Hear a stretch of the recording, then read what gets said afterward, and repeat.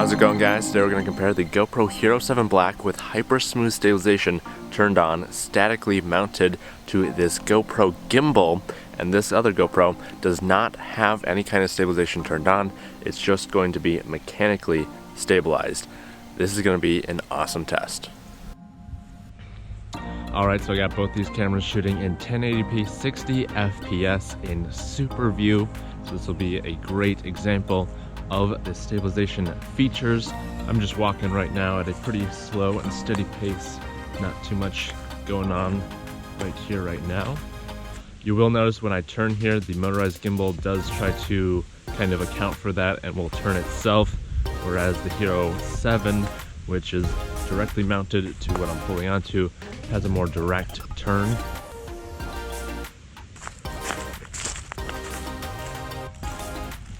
Alright, so now I'm going to do a tad bit of jogging here just to see how these two handle.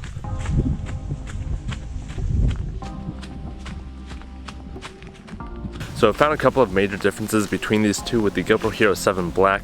Since it's directly connected to what I'm holding onto, if I want to change the tilt or turn it like a direct amount, I feel like I have much more control, whereas I would have to use the joystick, which is on the back of the gimbal, if you want to tilt it up or down. Also, just an interesting note, it seems like the Hero 7 does some weird sort of face smoothing, and a lot of people have said it makes people look like dolls, and I know Apple has done something with their new phones that also smooths out the face. So if you look closely at just the different textures, the Hero 7 does some weird texture changing stuff, which I mean can look good, but I feel like the older generation GoPros do look a little bit more natural. It'll show you actually what it's trying to capture.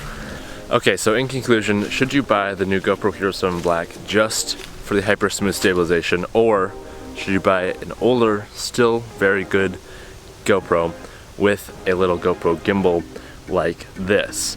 And the answer that I would give is, if you're doing real work and you want to make actually good cinematic videos, you need to have a gimbal. I mean, that's just necessary. People have said in the comments that this HyperSmooth stabilization is sort of just like a hobbyist, easy version of what a gimbal looks like, and I totally agree. It's kind of a gimmick. It's like a last resource. It's not actually giving you really smooth cinematic video. It's kind of faking it, and if people look really closely, they'll know that you're using a digital stabilization software instead of actually keeping the camera stable on a gimbal.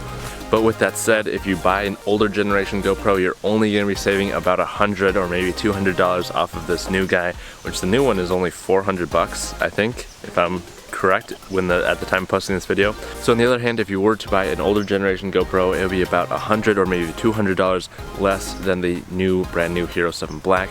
And with that money, you could buy a gimbal such as this one. I think this was actually under $200 for this GoPro gimbal, which is a really high quality one. The battery lasts super long.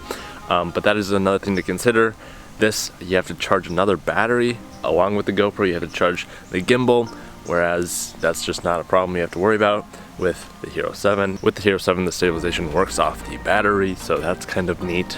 Anyways, I hope this was helpful with this neat kind of contraption here, showing you the difference between, because I have done a video comparing Hero 7 to an actual professional camera setup with a gimbal, and it didn't even come close to comparing. I feel like this was a much more close comparison here, since we are both using GoPros, and I have to say the results were very interesting, and I do see where GoPro is coming now with saying that this is a gimbal killer.